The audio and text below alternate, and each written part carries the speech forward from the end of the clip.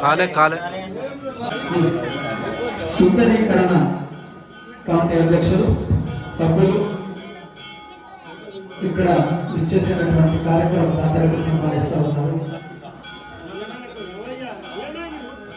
తర్వాత హారతి కార్యక్రమం ఉంటుంది.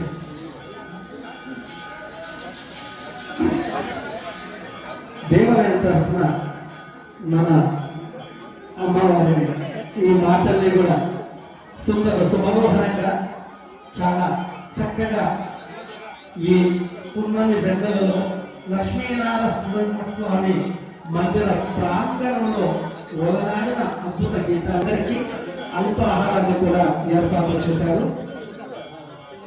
వినియోగించుకోవాల్సిందిగా విజ్ఞప్తి.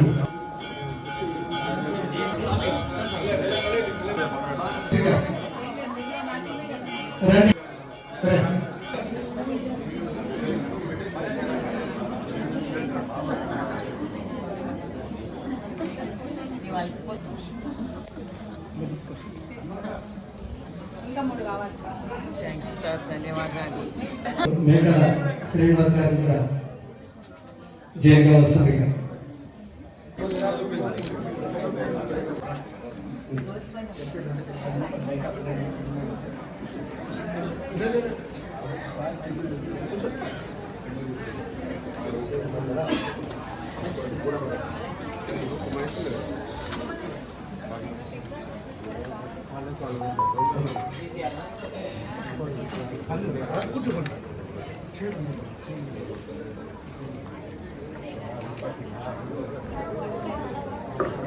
సార్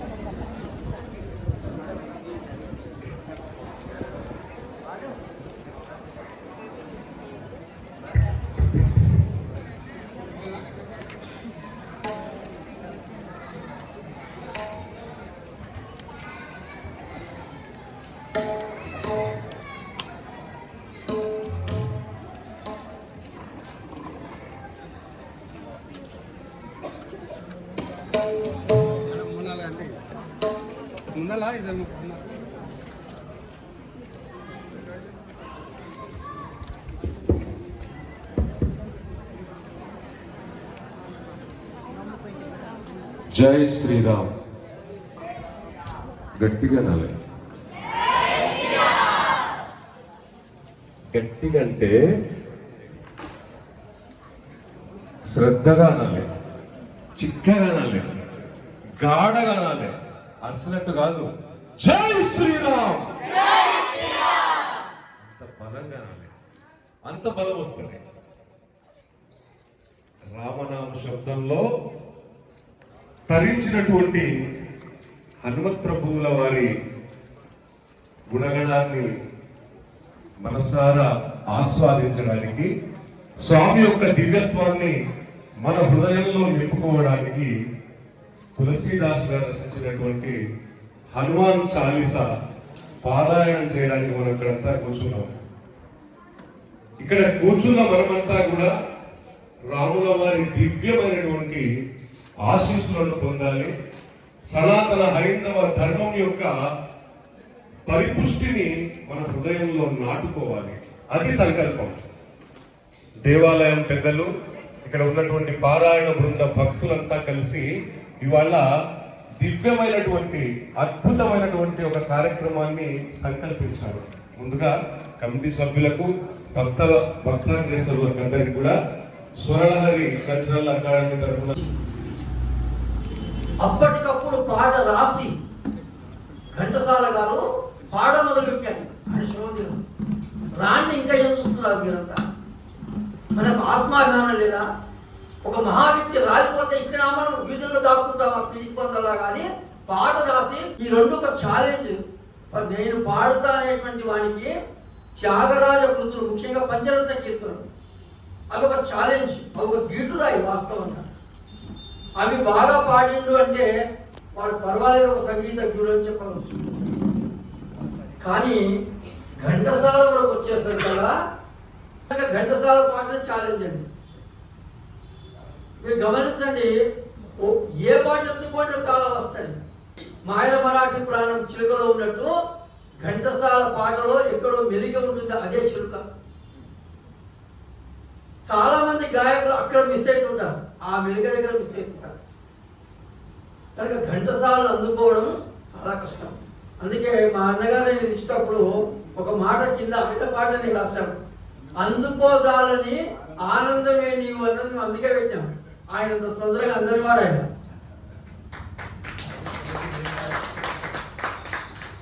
చాలా కష్టం.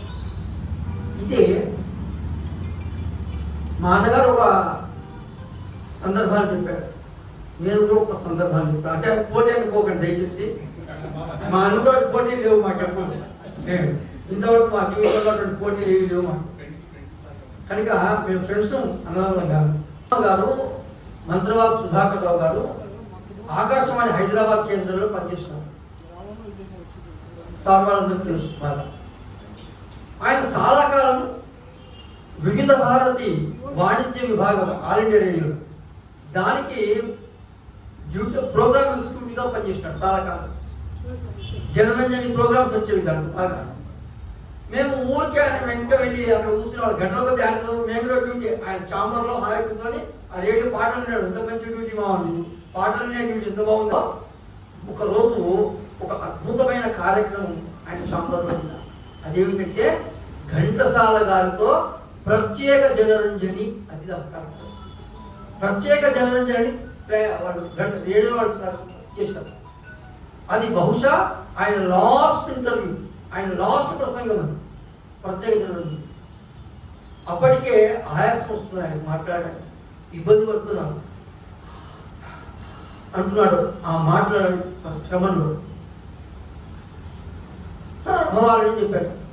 ఆ ప్రత్యేక జనరంజన్లో చివరి మాట ఘంటసాల గారు ఏమిటంటే, నేను బ్రతికినంత కాలం పాడాలని, పాడినంత కాలమే బ్రతకాలని ఆ ఏడుకొండల వాడిని కోరుకుంటున్నాను.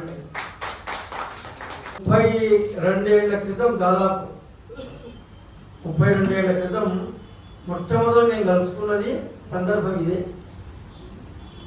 స్వరలహరి ఇప్పుడు చాలా కార్యక్రమాలు చేస్తున్నారు, వైవిధ్య కార్యక్రమాలు చేస్తున్నారు, వినూత్న కార్యక్రమాలు చేస్తున్నారు, ప్రయోగాత్మక కార్యక్రమాలు చేస్తున్నారు.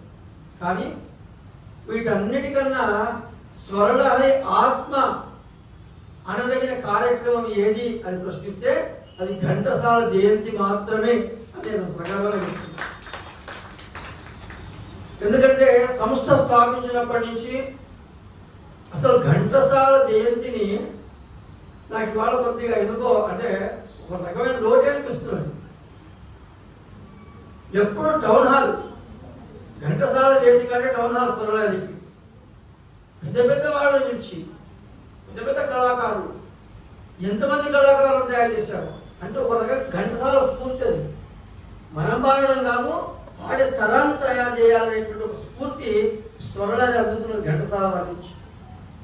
అట్లా ఎంతమందో కళాకారులు ఈ స్వరలహరి రైల్లో ఎక్కిన వాళ్ళు ఉన్నారు, దిగిపోయిన వాళ్ళు ఉన్నారు.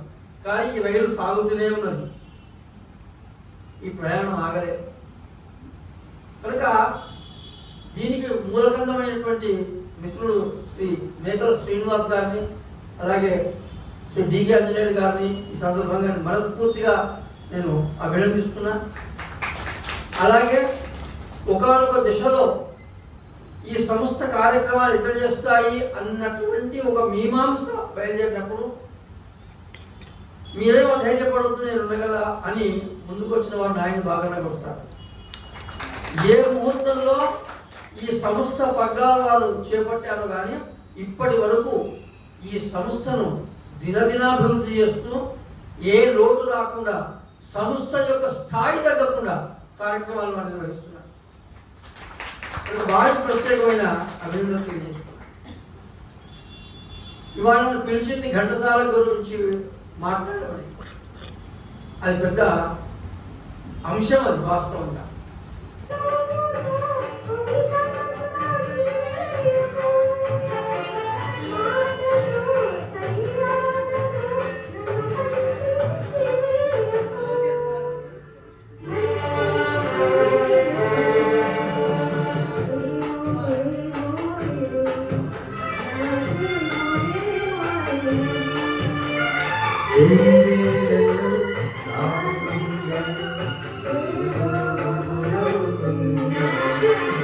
చెవిలో మూపుతూ ధాన్యాలు మేము మా మామగారిని అడిగి అది క్యాన్సర్ తెప్పిస్తున్నాను. తర్వాత చాలాసార్లు విన్నాను మేము ఈ డైలాగ్ కొరకి ఘంటసాల గారు అంత గొప్పవాడు. అంటే ఆయన తపస్సు ఏమిటి అంటే వీర తపస్సు లేదు ఘంటసాల గారికి, సంగీత తపస్సు అండి. సంగీతం గొప్ప తపస్సు అండి. నాదోపాసన అంటాం కానీ త్యాగరాజు ఇటువంటి వాళ్ళంతా కూడా తరించింది దేనించి నాదోపాసన నుంచి. వాళ్ళకి ఇంకా వేరే పూజలు, పురస్కారాలు, వ్రతాలు, నోములు, యజ్ఞాలు, యాగాలు ఏమి లేదండి. సంగీతం తరించిపోయినారు. కనుక ఘంటసాల గారిని కూడా నాద తపస్సు ఆయన నుంచి నేర్చుకోవాల్సింది ఏమిటంటే ఇవాళ గాయకులందరూ కూడా గాయకుడు కావాలనుకున్న ఏదో సంగీతం అంటే ఒక టైంపాస్ ప్రోగ్రాం కాదు. సంగీతం అంటే ఆషామాషి కాదు. సంగీతం అంటే బుద్ధి ఉన్నప్పుడు అట్లా కూర్చోవడం కాదు. సంగీతం అంటే ఒక నిష్ఠ, సంగీతం అంటే ఒక దీక్ష, సంగీతం అంటే ఒక తపస్సు, సంగీతం అంటే ఒక వ్రతం. ఇది ఆయన చూపించాడు సమాజం. విజయనగర కళాశాలలో ఆయన అరుగుల మీద వండుకొని సంగీతం నేర్చుకున్నట్టే ఆయనకు ఆనాడు లేక చాలా కష్టపడ్డాడు. కానీ సంగీతాన్ని వదిలిపెట్టాడు. ఎవరు హేళన చేసినా, నిందించినా, కించపరిచినా, నువ్వు పనికిరావన్నా, నీ గొంతు ఏముందన్నా ఏమన్నా పట్టించుకోలేదు. నా గొంతు ఏమిటో చూపిస్తానన్నాడు. నీ గొంతులో ఏముంది అంటే నిజంగా నీ గొంతులో ఏముంది జాత అనుకున్నట్టు చేసిన ఘంటసాల.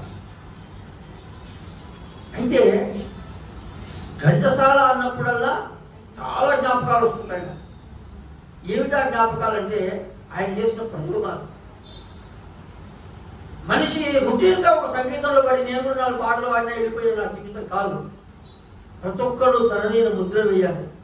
ఇవాళ తెలుగు గాన ప్రపంచం మీద అరుదైన ముద్రను భద్రపరిచిన గాయకుడు ఘంటసాల.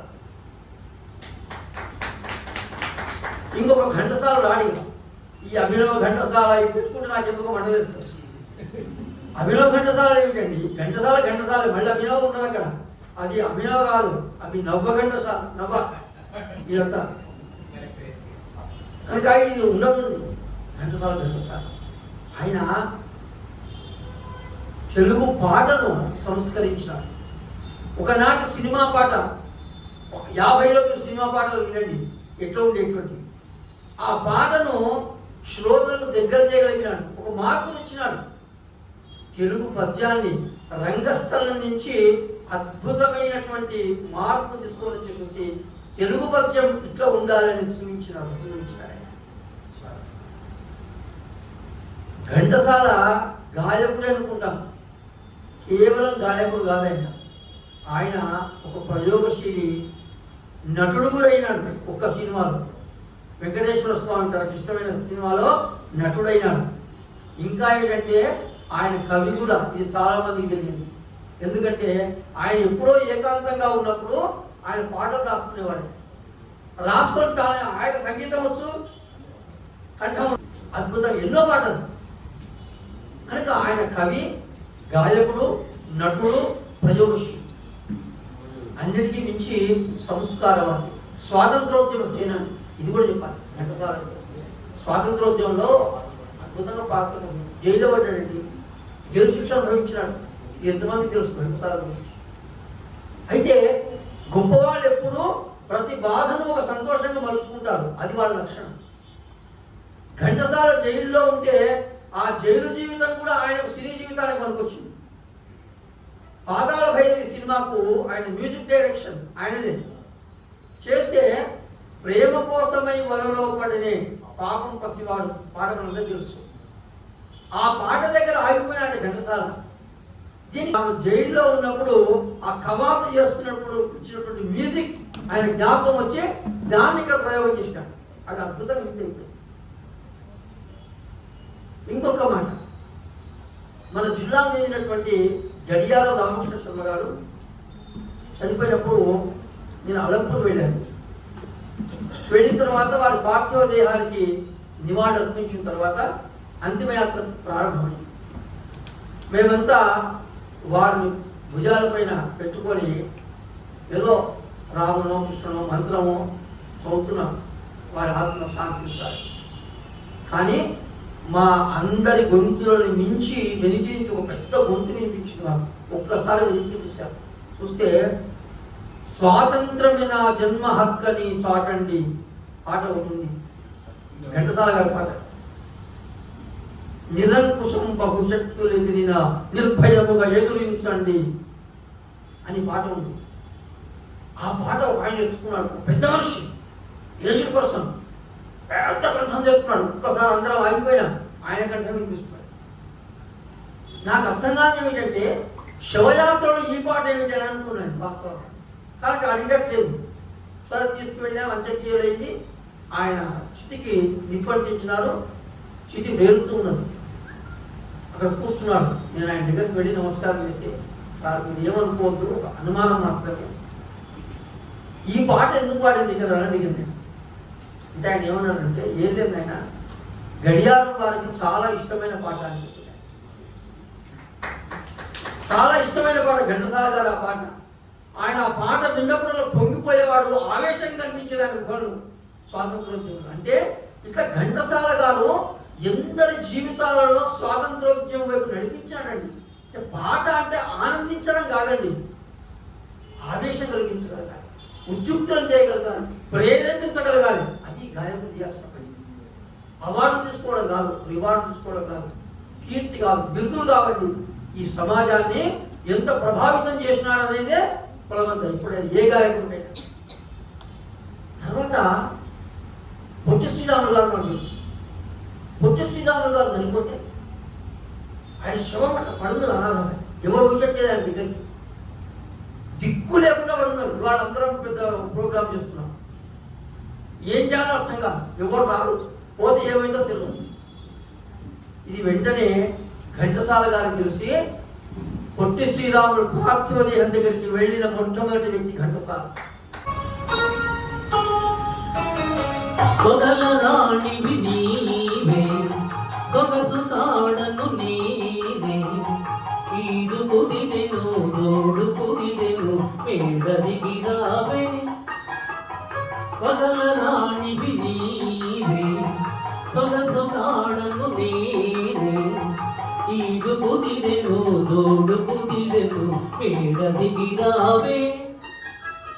కొదలరాణివి నీవే.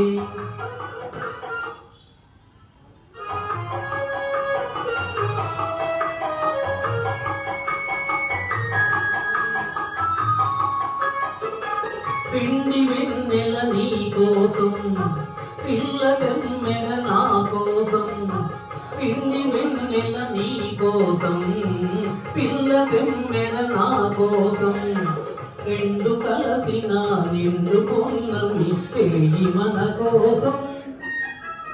పగలరాణివి నీవే, ఓహో ఓహో ఓహో.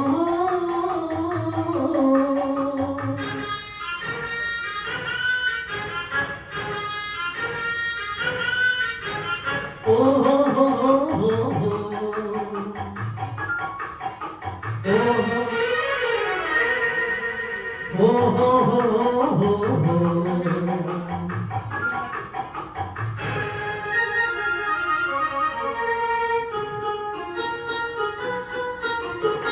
తోర వయసు చిన్నదాన తోర చూపుల నెలజాన తోర వయసు చిన్నదాన తోర చూపుల నెలజాన పెదరుటెందుకు కదలు ముందుకు ప్రియుడని కాన పగల రాణివి నీవే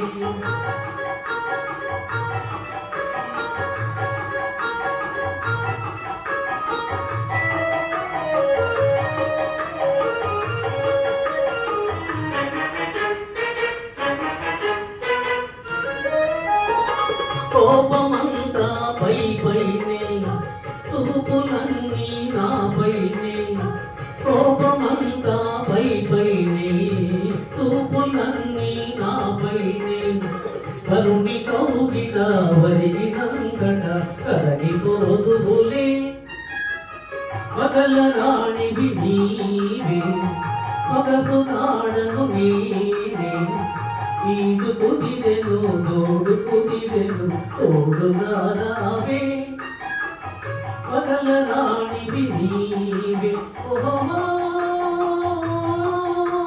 ఓహో ఓహో ఓహో ఎడలోని చిలకమ్మ మెత్తెలోని పుల్లమ్మ నిరుపేదను వలచావెందుకే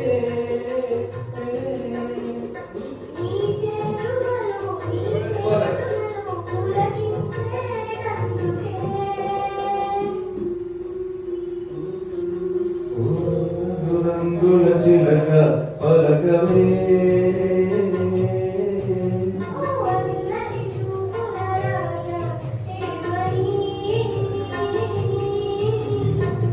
నా మీద ప్రేమే ఉందని నా పైన లేదని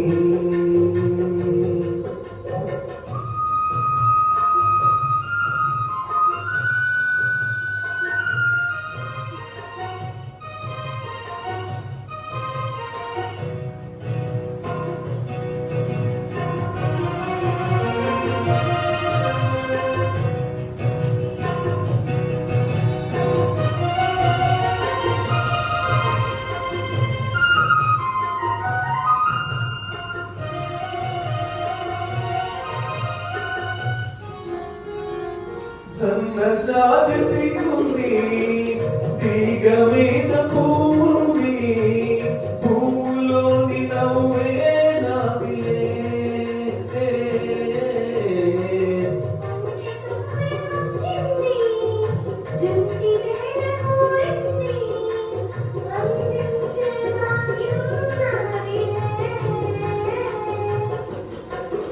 ఈ కొండలలో ఈ కోడలలో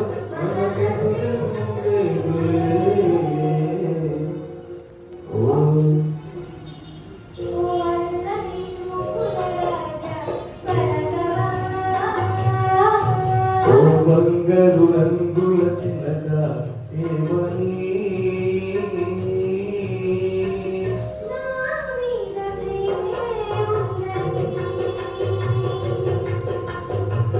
నా పైన లేదని